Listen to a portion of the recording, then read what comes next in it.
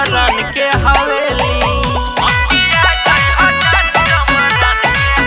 रंग डालब तोहार हम जो बनवा के खोली। अब किया जई हो जान चमरन के हवेली।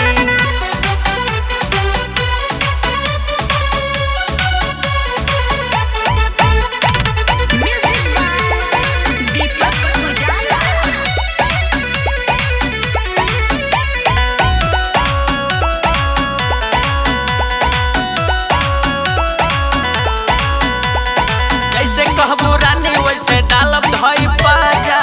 हमरा से बेसी केहू दे नहीं मजा। जैसे कहबू रानी वैसे डालब धई पाजा। हमरा से बेसी केहू दे नहीं मजा। लगे आवा दोनों गाल तोहर टोली। हमरा बंगला प अइला प दूसर ना बोली। अब किया जई हो जान चमरन के हवेली।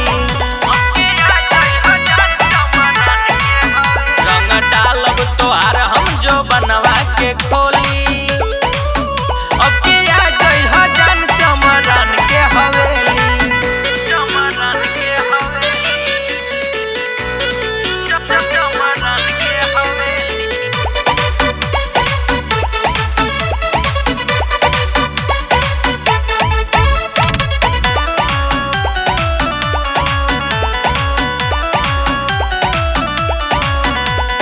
सटी पीछे कारी तो ना बुझे ऊंचा खाला। डालल रोहित के रंग सरकत जाला।